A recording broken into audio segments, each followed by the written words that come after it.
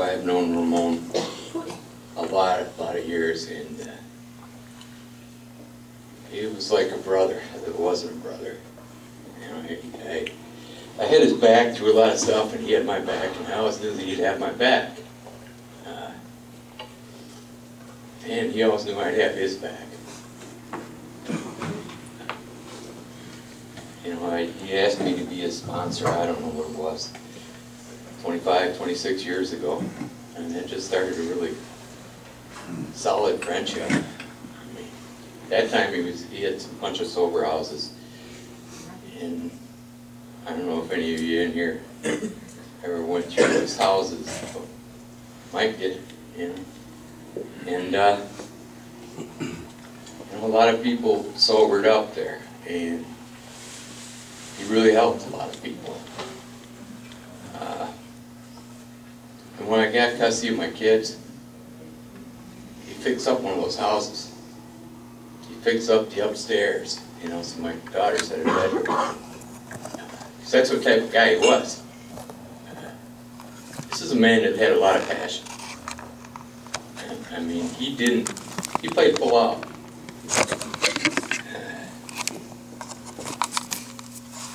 You know, he was loving. One of his ex-wives go, he was loving, but he was cruel. You know, he had poetry, and he had it all. He had it all. He was a full human being. Man, I miss him. I remember, I don't know, it was the time when that West Nile virus was going through a lot, and it killed off a lot of the crows and stuff.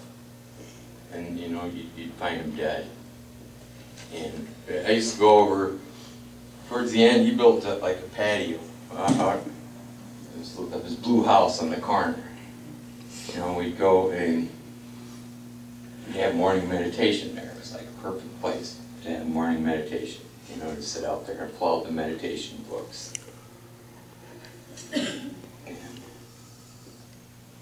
One day I'm there, you know, going there, and Ramon goes, you know, he says, this crow has been sitting there calling for days. It's been sitting in that maple tree calling. I don't know what's going on. I said, well, what happened? He says, I don't know. He says, there's just a lot of crows now. He says, the other day, he said, I found one dead underneath my car. I said, what'd you do with it? He said, I put it in the garbage. And I said, well, what's happened is that crow lost its friend.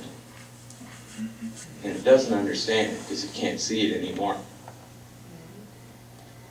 And if crows can grieve the loss of friends, I can do no less.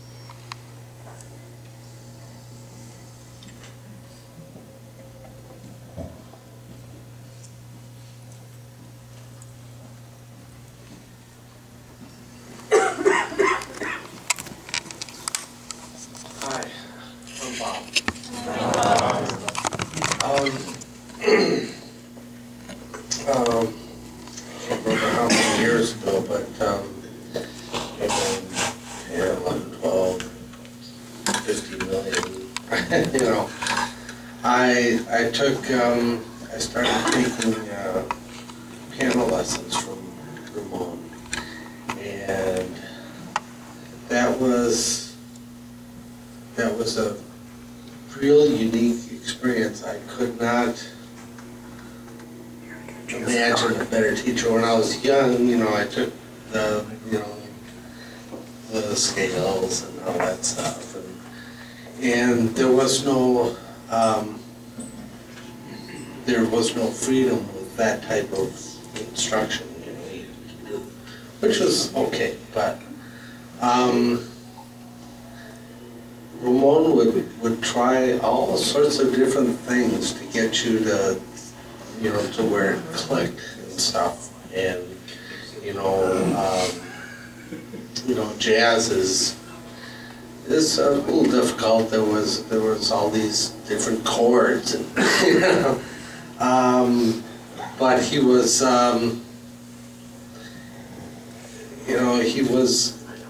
he wasn't always patient, but when it came to music and things that he was passionate about,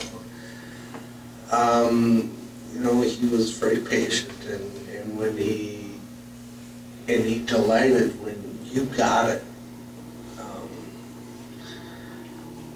which kind of brings me to another time when, it was probably about 10 years ago, he brought me to his home in Puerto Rico. And,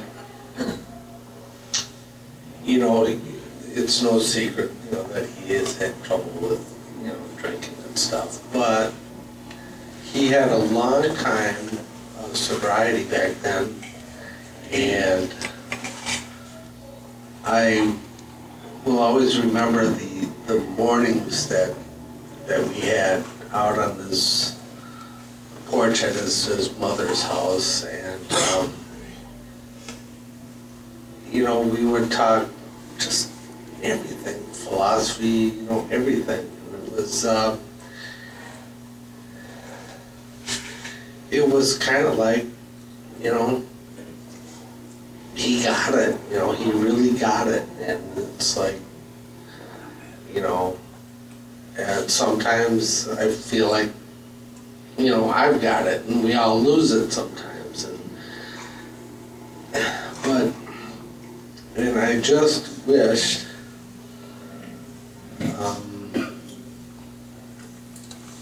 I would have, it was just great, the time that we had down there, and I could really see, the real Ramon, and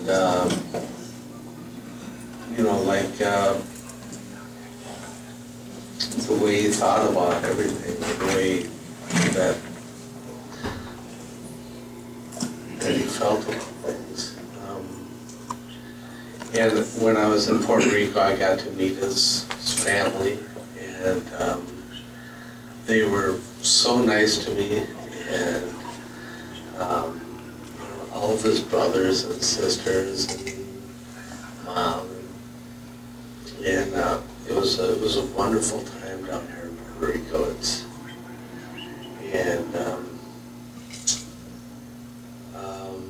I'm gonna miss